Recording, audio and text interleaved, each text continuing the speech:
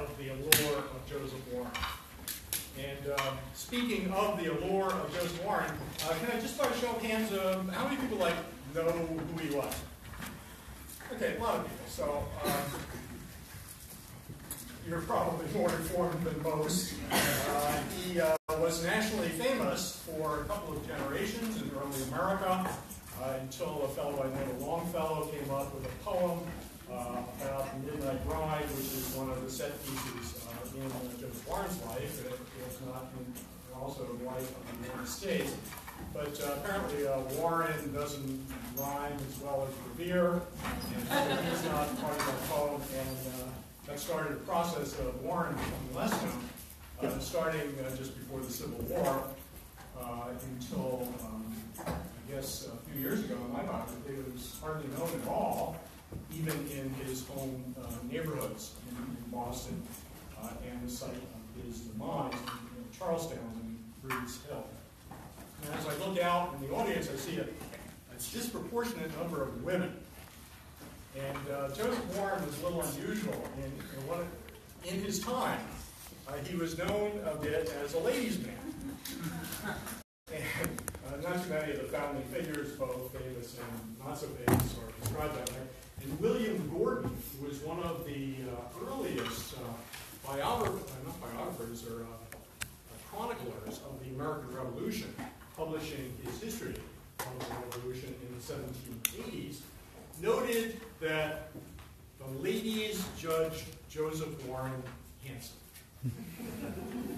He didn't say much more than that. I sure wish he did, because present tastes are not only interested in the politics, the military, Masonic, medical aspects of this rather complex individual, but what he was like as a person. I try to get into that as much as one could, given missing documentation in my biography of Warren, which is incidentally called Dr. Joseph Warren. The Boston Tea Party, Bunker Hill, and the Birth of American Liberty. For those of you who are special fans of Warren and want to take a memento home with you, I have a few extras and autographed copies for you later. So anyway, for those of you who don't know so much about Warren, I'll just give an overview of his life and his achievement, and again emphasize some of the aspects that have to do with presumed intelligence gathering. So first of all, the highest level of overview. When he lived, 1740s, died on June 17th, 1775. He had a stirring, inclusive vision for America's future. And this is one of the reasons why I was first attracted to him. And he sometimes is kind of dismissed as a propagandist, but I think it's much more than that. He had a way of putting forth the Patriots' view, really an aspirational view of what America could be, which he, in fact, never lived to see. But he could capture in words a future and its rationale like no other patriot could. Some of his roles in his 34 years, he died a few days after his birthday, 34th birthday. He was one of the early Sons of Liberty from probably about 1767 on. Later, he was a president of the Massachusetts Provincial Congress, the Second Provincial Congress. He was pro tem president. He was elected president of the Third Provincial Congress. He was a key person, although exactly what he did seemed to have covered his tracks pretty well, in the Boston Tea Party, or the destruction of the tea, as it was known at the time. He authored the Suffolk Resolves and was a politician to put that early resistance document together in the summer of 1774. He was a Masonic Grand Master for the Scottish Rite Ancients. It was at one point the ranking Grand Master in North America. He's also a humanitarian, division of Boston 4. the other thing that attracted me to the topic before I wrote the biography, to learn more about it, is just that resume. I found it hard to believe, how could anybody do any of, all of this stuff, much less any one or two well, in the course of what I consider to be a very short lifetime. So I kind of went about the biography early on with a kind of skeptical viewpoint, like what part of this is not true, or overstated, or that kind of thing.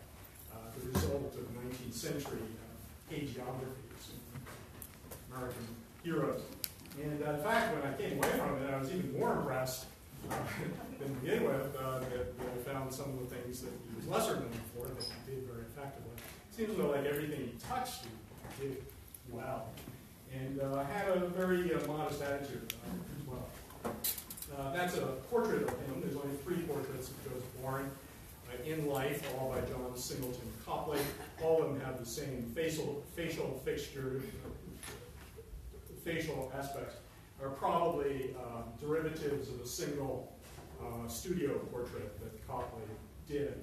This one's attributed about 1765, maybe as late as 1770, and there's Joseph Warren sitting, looking rather self-satisfied and prosperous, with his arm over an anatomy text, with the kind of dark suit that physicians of Boston would have worn in that time frame. He's looking a little corpulent there, and I'm not sure whether he actually was, so far as his bodily habitus.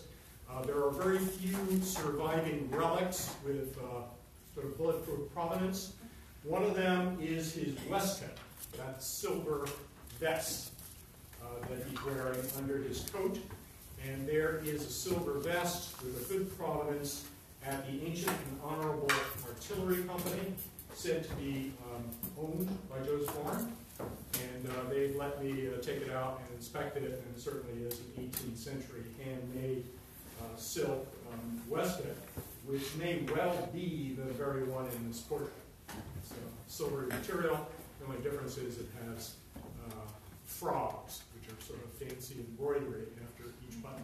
But at any rate, I took a measurement to it, assuming that it was Joseph Warren's and it hadn't been altered over the years, and it has a 34-inch chest, fairly slightly built. If you see John Hancock's suit, which is on display at the old State House, he too was rather slightly built. Now, those who study Copley portraiture know that the women pictured often have fanciful clothes that they never owned, and they may have copied off of mezzotints or popular fashion kind of things. And also, some of the men have an almost non-anatomical corpulence. And this is something that you can apparently request of Copley, to have that sort of expansive, successful look. So it's quite possible that, in fact, that sort of portly-looking 30-ish-year-old physician with the friendly half smile was, in fact, considerably better than that. For whatever it's worth. So at any rate, he was born in 1741, grew up a modest background in Roxbury, which was then an independent market town of about 500 people, right outside of Boston, on the only land approach to Boston. The Warren family, this particular branch of the family was a very distant cousin of other Warrens, the Richard Warren family that came over on the Mayflower in the 1630s. This group came over in the late 17th century and settled in Roxbury, doing diversified farming. We can tell by state inventories that they grew a little grain, had some milk cows, had some orchards. Diversified little farm. Warren was the eldest of 4 brothers. The youngest one, John Warren, was born in 1753, so they range over 10 years. 4 brothers, no sisters. The Warren family, perhaps the women, it's just not documented, and the men, developed and adapted a strain of apples which you can still see sometimes in heritage apple salespeople at farmers markets in Boston, variously called a Roxbury russet or Warren russet. Now, russeting is, if it sounds like a potato, it is. It's sort of a bumpy surface, kind of brownish kind of thing. It's not going to win any beauty contests. This is an adaptation, apparently, of a British apple, adapted to grow in American environments, and was the first successful, uniquely American apple strain. It has some unique aspects to it, which got attention at the time. So we established it's not going to win a beauty contest, but that's not the purpose of it. I mean, most people just did not pick up and eat apples. They're squeezing them for apple cider, they're making them into apple butter, they're packing them in barrels and sending them down the Caribbean to trade. So local use and as a factor in trade. But this particular apple has a very high sugar content. So when you make hard cider with a Warren russet apple, you could get alcohol contents up to 90%, 18 proof, which has a good shelf life and a nice wallop cut. Hard ciders are kind of coming back in vogue in certain places. And I mean, like, the hardest of the hard ciders is the wussy 6-7%. Like 9%. Okay. So that's because of the sugar content. Also, long shelf life. It matures late October, usually at first frost, has optimum sugar content. And in a cool cellar will last the entire winter, or a long sea trip. That's a very useful apple in the days before refrigeration. But that ripening late had its issues. So in 1755, Joseph Warren's 14, already started at Harvard College, not an unusually early age for that time frame. His dad went out into the fields to take in the apple crop, late October. It may have been icy. His dad maybe was reaching for that uppermost apple. We don't know exactly, but he slipped and fell and broke his neck. One of the first people on the scene, poor dad did not die immediately. So one of the first people on the scene was toddler John Warren, Joseph Warren's youngest brother, who stayed with his dad, I guess not understanding what was going on in the final moments of his father. Leaving the family as an orphan, well, at least it was a mom, Mary Stevens Warren, who was a very strong woman and was able to keep the family together, even though she had 4 boys, the eldest of which is just a young teenager, the youngest is a toddler, and was able, with some help of neighbors, to keep the farm going. So Joseph Warren, when he went to college, did have some absences, excused absences, and he may well have been coming back to the farm to help out. Now, I guess by the patriarchal standards of the time, he might have been expected not to go to college, to stay home and be the quote man, unquote, of the family to help his mother out. But she and he was committed to go on and study, and he was apparently interested in medicine at a very early age. At one point, his mother mortgaged the farm for £100 to make sure that he could continue to go to college. That working kind of farm-based background was a point of fun later on in his political career. A Tory remarked sneeringly that Joseph Warren was a bare-legged milk boy selling milk for 6 pence a gallon in a Boston market. Well, that was a point of derision for a rich loyalist who was in the government, but a point of pride for the Warren family and doubtless for other middle-class patriots and loyalists, for that matter, of that social class. Warren did graduate Harvard, class 1759. He may well have been active in the militia there. That's of the Harvard Marquis Curials, they call it. It's a militia company based at Harvard. Not too much survives about that because there was a big fire at Harvard and destroyed the local archives. He taught school for a couple of years in Roxbury Latin School, which they are currently very proud. The school still exists. And he got an apprenticeship with Dr. James Lloyd, a 2-year apprenticeship, 1761-63. Now, do you all know how you became a physician in colonial America, including New England? There were 3 routes. Everybody know them? No. Okay, I'll tell you. Quick. One route is, if your mommy and daddy are well off and will send you to Europe, you go to a medical school in London. Scotland was a preferred place for those who had the linguistic skills, Leiden, Paris. So you would get sent to medical school, but there weren't any medical schools in New England. The only medical school in the colonies at the time was 1759, the College of Philadelphia, now the University of Pennsylvania, and King's College or Columbia didn't even come along until 1771. So if you wanted the medical school route, you had to go to Europe, pretty much.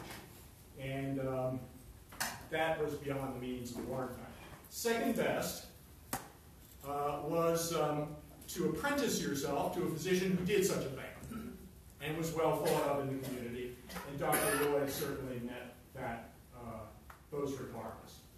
The apprenticeship was typically 2 years, cost £100, and you would live in your mentor's family and do everything that he assigned you to do. There's a third route to being a physician, and all you libertarians out there should take note. You could hang out a shingle saying, "I'm a physician." And if your patients came, that's the proof of it. There was no licensure of any kind of professionals, including medicine, until well into the 19th century. And even then, Massachusetts was one of the first. So these self-appointed physicians did exist. And in fact, in the Sons of Liberty in Boston, the most active political patriot group by the late 1760s and early 1770s, there were 3 physicians. And each of them kind of represented this professional background. You had Dr. Benjamin Church, the self-appointed, self-important surgeon who trained in London. There was Joseph Warren, the apprentice of a prestigious physician, Lloyd. And then there was Dr. Thomas Young. In fact, Dr. Young was the other physicians, the university and the apprentice-trained physicians, kind of looked down on the self-appointed ones, made fun of them, called them, mountebanks and frauds and that kind of stuff. And I detail fairly early on a schism between Joseph Warren accusing Thomas Young of malpractice in the newspaper, since there was no such thing as a malpractice legal case. And Warren is just hilariously, sarcastically scathing. They eventually patched things up by the 1770s, but so apparently Warren could be pretty extreme in his sarcasm and setting up someone he considered as trespassing professional standards publicly, but he could also turn it around and become friends.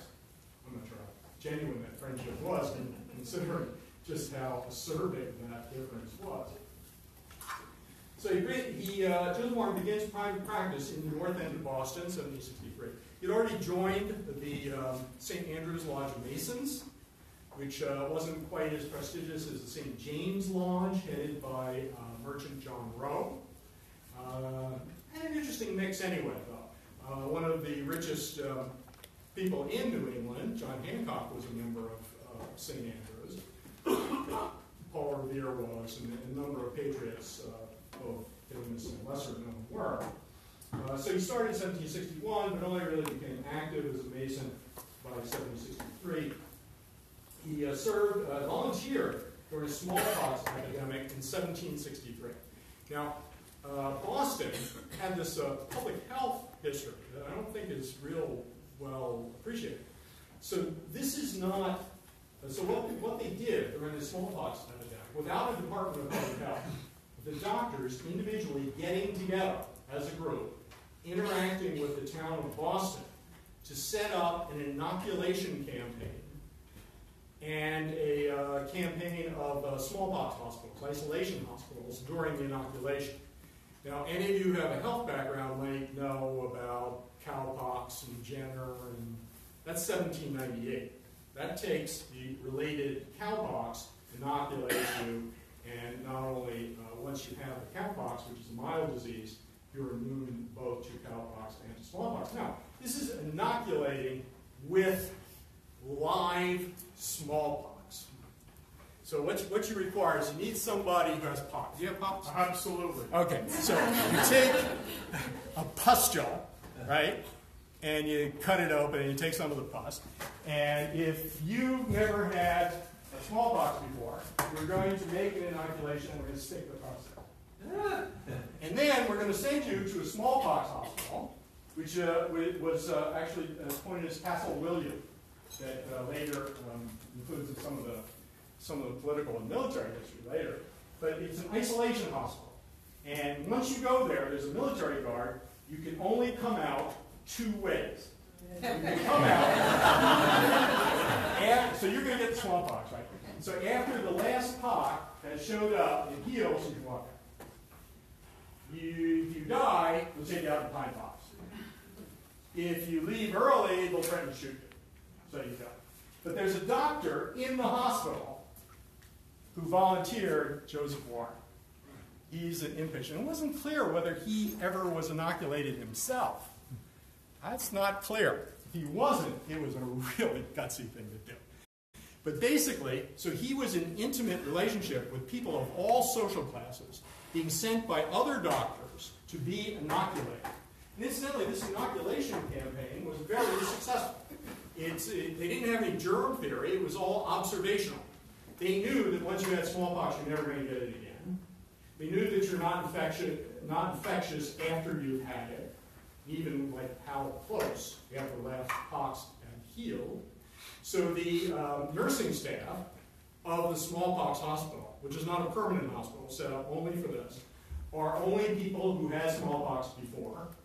And they inoculated, I think, like 5,000 people or more out of 15,000 who had never been inoculated before. And the churches and the town tracked the mortality ratio. If you were inoculated in this way, you had a 1/20th chance of dying compared to catching smallpox in the wild. So the intensive, something about the intensive nursing care, it's unclear even what, of this deliberate inoculation was in fact hugely beneficial compared to catching smallpox in the wild. And the first such campaign was done in Boston by Dr. Nicholas Boylston in the 1730s. So I'm not going to go into medical history. But anyway, so Warren, he's the house doctor. There were several of these smallpox hospitals. The largest one was Castle William. He was the doctor in residence at Castle William. No one died at Castle William. It was considered miraculous. The town was so impressed that it granted the title of gentleman to all of the physicians cooperating in this voluntary inoculation campaign. So Warren has some prestige as a young doctor, just 1 or 2 years into his practice. He met up with Elizabeth Houghton, whose father died, actually, may have been one of the few people to die in this outbreak of smallpox. Mom already was gone. So she is a fairly wealthy widow at or orphan at the age of 17. So Joseph Warren marries her. They had 4 children together, the first of which was born in 1765. The date is uncertain. So it's not exactly clear The marriage was September, I think, 9th, 1764, or 5, excuse me. Firstborn is born within here. It's interesting, you know, the New England folks can be very circumspect about such things, and especially the 19th century Warrens, who were very prominent in Boston, including the lineal descendants of Joseph Warren, and one of them was a founder of the Massachusetts General Hospital, Ether-Dome, that kind of stuff. John Collins Warren put together a genealogy of the Warrens, published in 1854, which is useful to some people doing the fine points.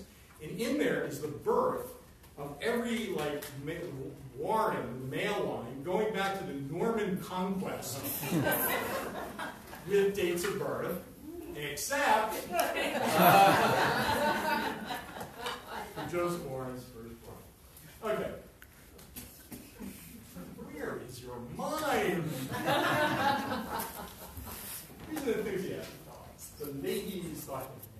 So anyway, so in addition to this, medical practice has really taken off, due in part to this accident of the outbreak. He becomes an op-ed writer of political pieces, initially as an independent, under the title BW in 1766, but apparently he, within a year or two, is aligned with the Sons of Liberty in that time frame. Traditionally, he was reputed by Samuel Adams. I judge it perhaps more likely that it was the publisher of the Boston Gazette, for which he consistently wrote as an op-ed writer, Benjamin Eads. That's speculation. Certainly, one way or the other, he became a political protege of Samuel Adams by the mid to late 1760s. So there's some of his friends, Paul Revere, John Hancock, Samuel Adams.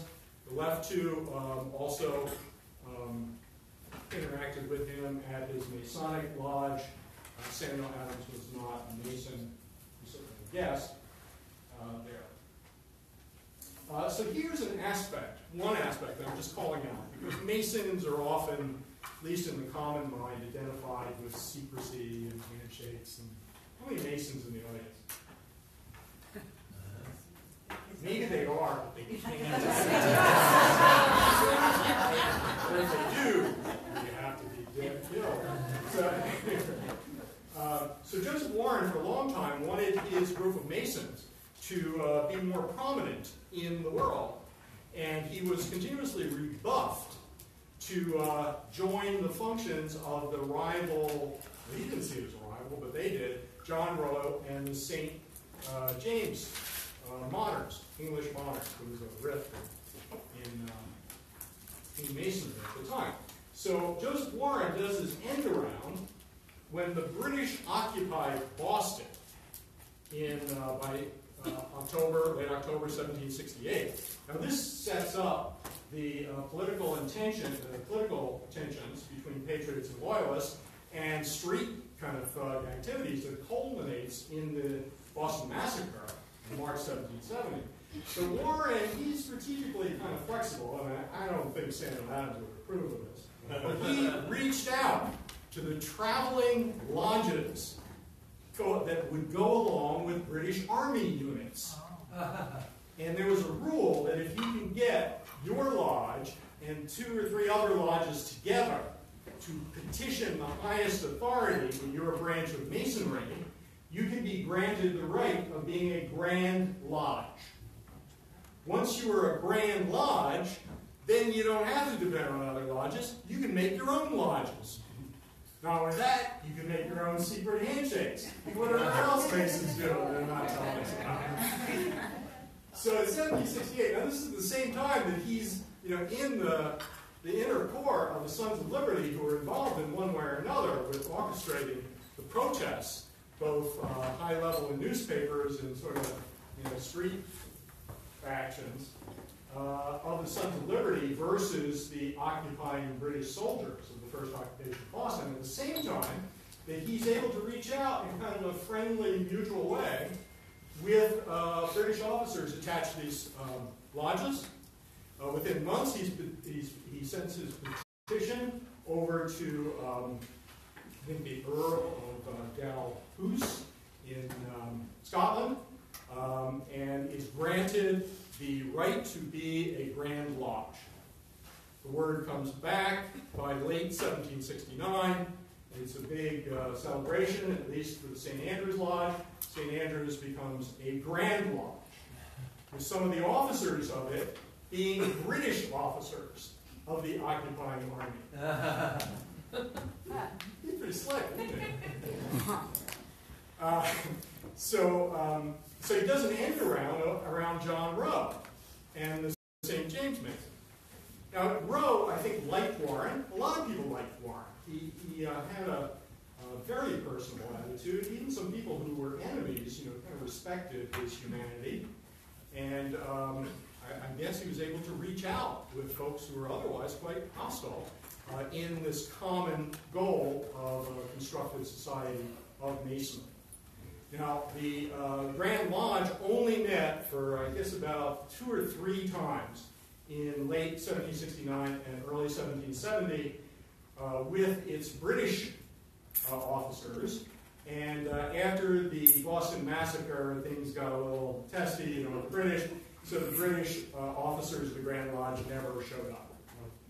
So after March of 1770, the St. Andrew's Lodge and the St. Andrew's Grand Lodge, so far as meetings and people coming, for all practical purposes, is one and the same. Prior to the Revolutionary War, the St. Andrew's Lodge, I think, commissioned 3 subsidiary lodges, and it was doing its own thing. They finally only really got back together on friendly terms after the Boston Tea Party with the rival group of Masons. So some secrecy there, some clever politicking, I would guess, independent-minded, kind of out of the box. And Masons themselves know this history. This is all the predecessor organization of the Massachusetts Grand Lodge of Masons. There were so many loyalists and Tories in the rival lodge, the St. James Lodge, that for all practical purposes, after the beginning of the Revolution, I think it only met once or twice more. So after the Revolution, the Grand Lodge was reconstituted around Massachusetts Grand Lodge. It has continuity with the St. Andrew's Grand Lodge and the St. James. And then the rift between ancients and moderns is history.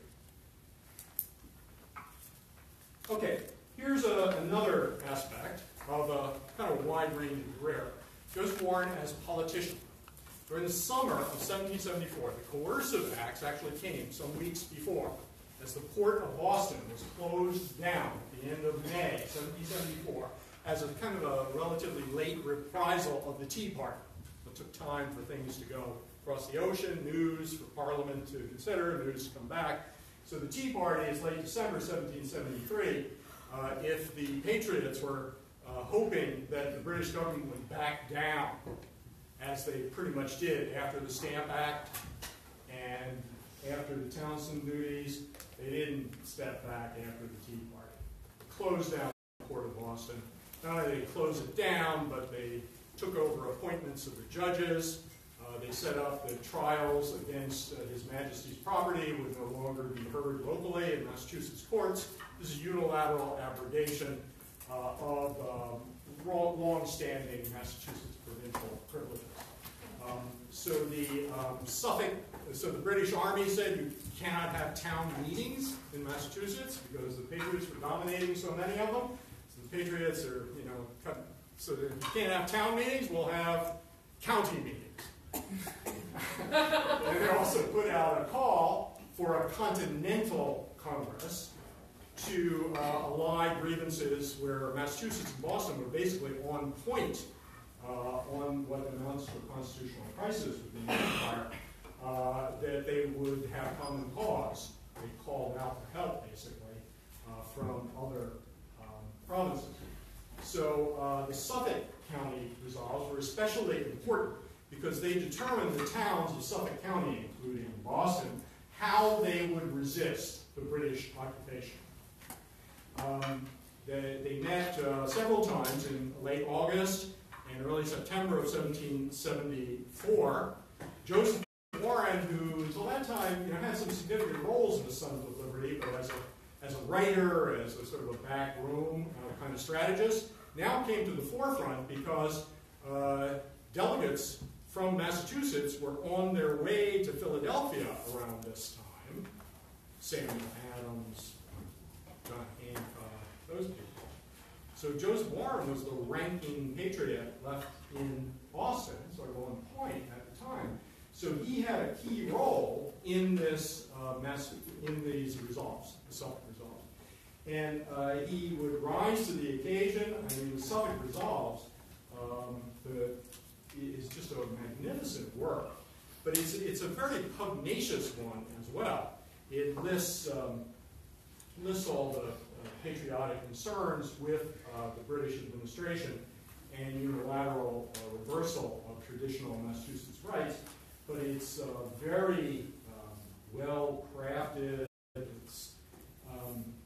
But the pugnacious part of it, and this gets into the secrecy part of it.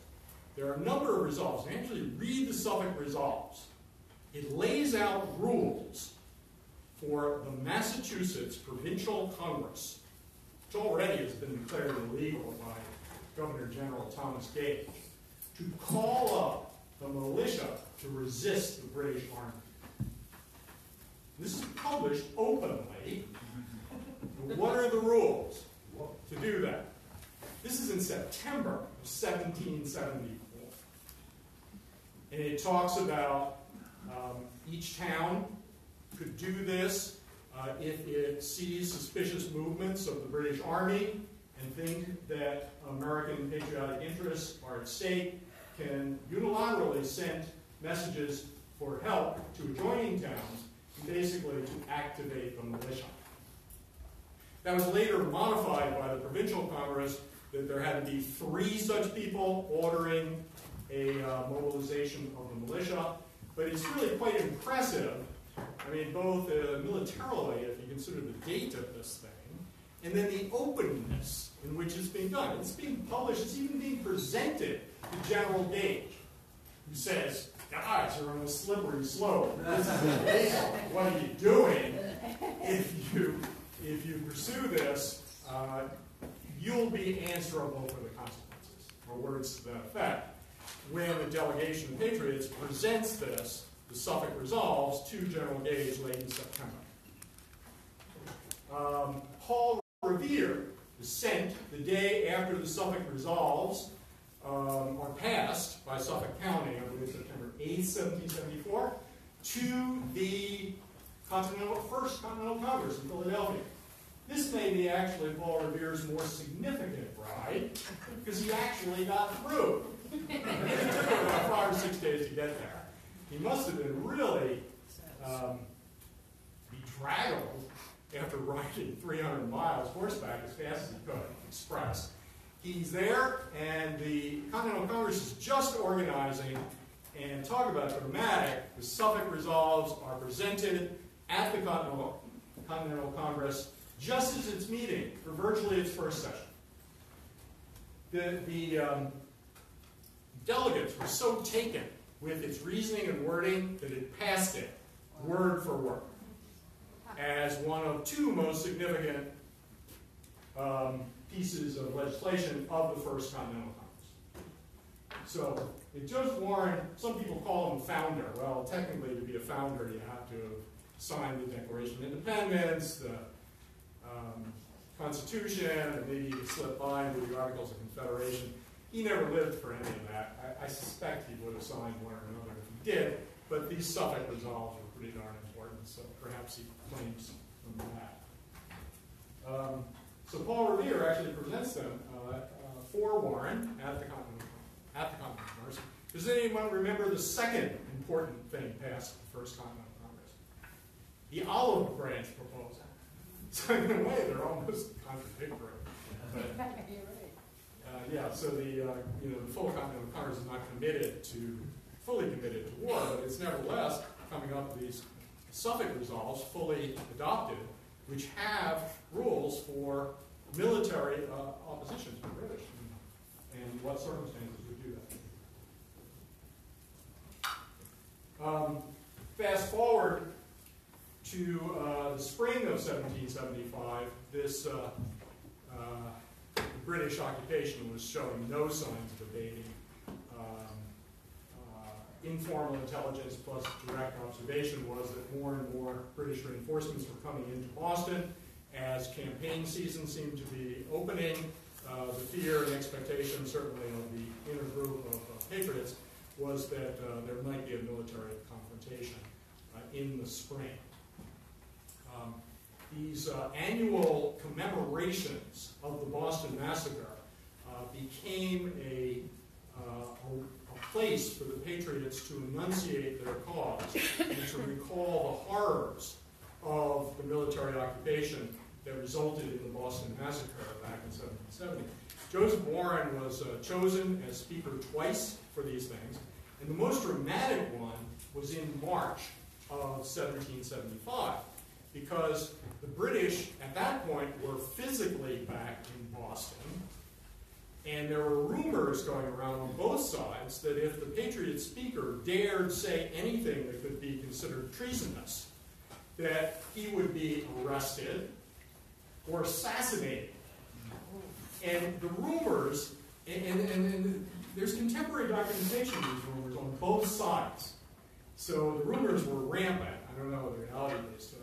But there's a rumor that there was going to be a signal.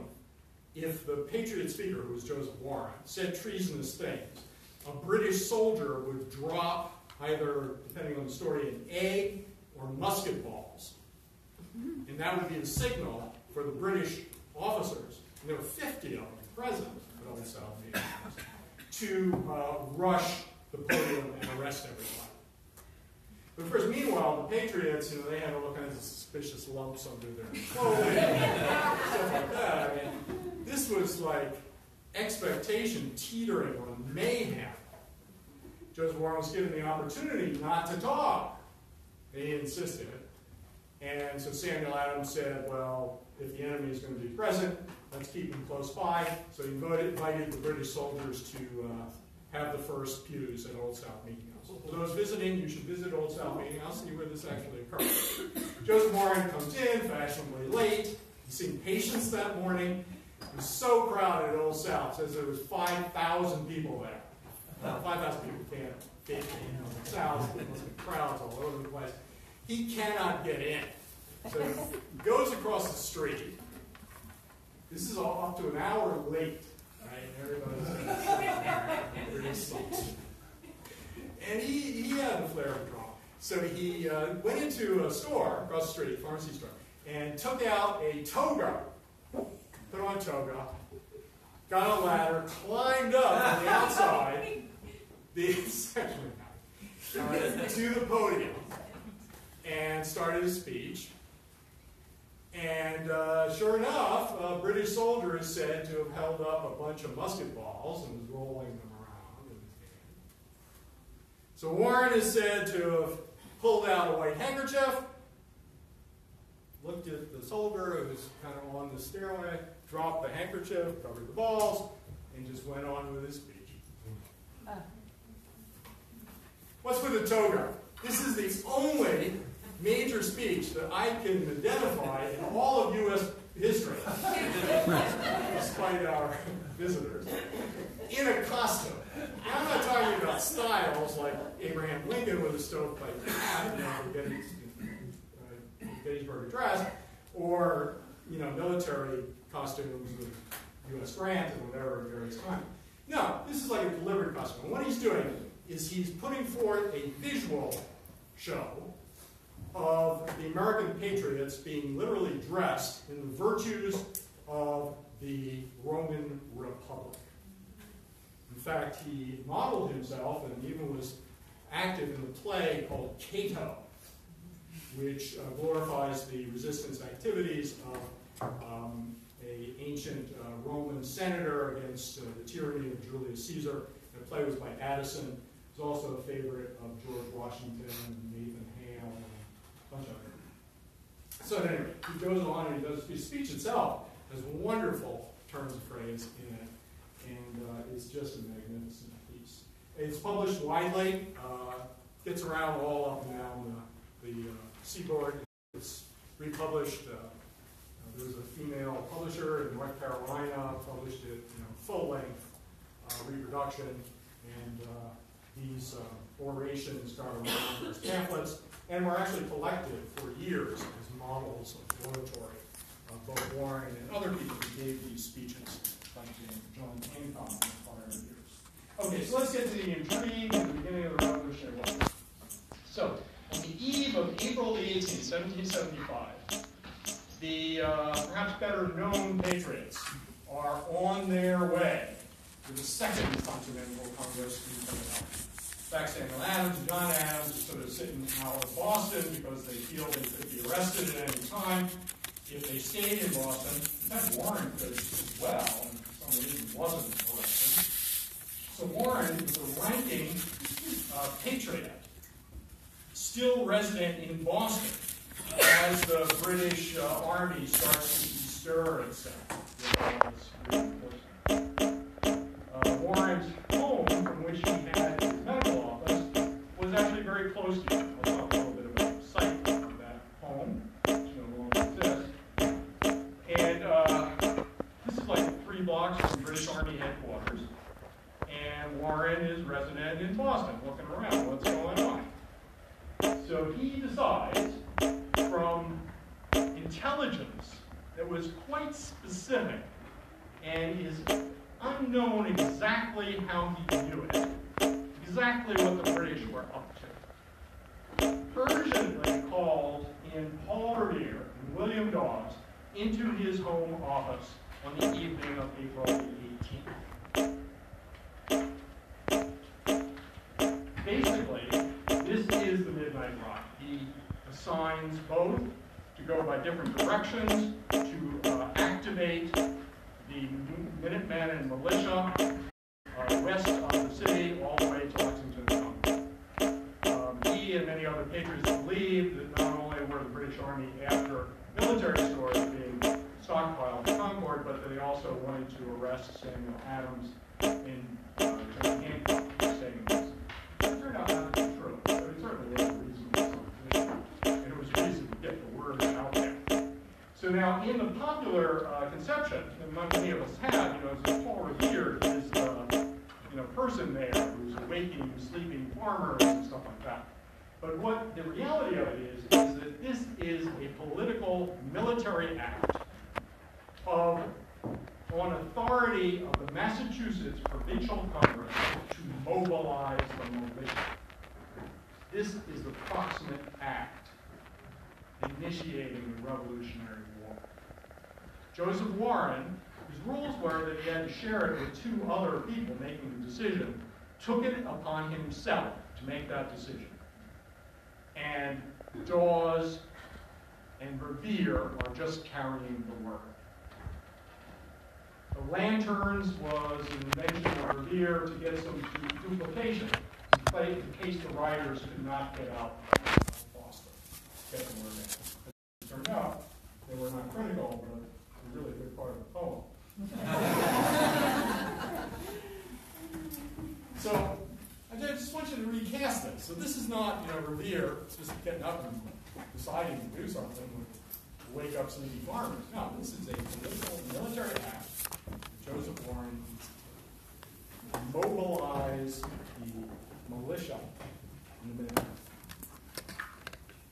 Where did he get his information? Margaret Kemble Gage, British general's wife. There's persistent rumor that's been egged on by none other than David Hackett Fisher, Pulitzer Prize winning historian, that she might have been the source of Joseph Warren's intelligence. See, you don't want to mobilize the militia and make a mistake. Right? You want to be really certain. So the idea, and it is speculation, is that there was definitive word from the British inner circle of what they were up to, and that she was the snitch. So this is based on 3 suppositions, right? One, first of all, that you had to have somebody from the British inner circle give that information, or Warren or whoever else was acting in decision-making would not make the decision. The second thing is that Margaret Kemble Gage was a loyalist who had friends on both sides, and she maybe had reason to avoid a military conflict, because whoever would start shooting, she's got friends on both sides, they're going to get her. She even has a cryptic letter to a friend later where she quotes Shakespeare play about whenever the match starts, she will lose because opposing forces, when you're friends on both sides, somebody's going to get hurt that you love. The other part of the supposition is that she was part of the inner circle, that after the Battle of Lexington, which was April 19, 1775, she was packed off by her husband, Thomas Gage, on the first ship back to England, and he never spoke to her again. So that is the circumstantial evidence. Okay, so I play with this in the book, have fun with it, identify what its sources are. Almost certainly it's not true. This is fun. And I spelled it out in the book. You could have seen what the British were up to and where they were going, the likely outcomes, independent of an insider in the British household. There's an account of a British officer who says that he was standing around on the Boston Green as the British troops were organizing on the evening of April the 18th. This is independent of this story, where they confront a townsman who says, "You're going out to Lexington and Concord. You're going to get beat up pretty badly." The British take it back. How do you know that? Well, it's common knowledge. Right. So there may have been lots of rumors around the town of what the British were going to be up to. The other thing is, Margaret Kemble Gage was sent back to England, but after the Battle of Bunker Hill, on a ship full of wounded soldiers, where she was the chief nurse, and as soon as that ship, the charming Nancy, got to England, this would be about September 1775, Margaret was empowered by her husband to personally take dispatches to the king within an hour of landing. Doesn't sound like distrust to me. Also, Margaret had another child with her husband after all of this. So they must have, I don't know if maybe they weren't talking, but they were doing something. The child did not look like Joseph Warren. But nevertheless, this story has kind of taken on a life of its own. There's some common, the History Channel did something with Sons of Liberty, has this really gorgeous Margaret Kemble Gage, Joseph Warren is seducing her, or vice versa, it's unfair. So people are having fun with this. Don't think it happened. It's in my book, though. It is. Okay, that's like a secrecy thing.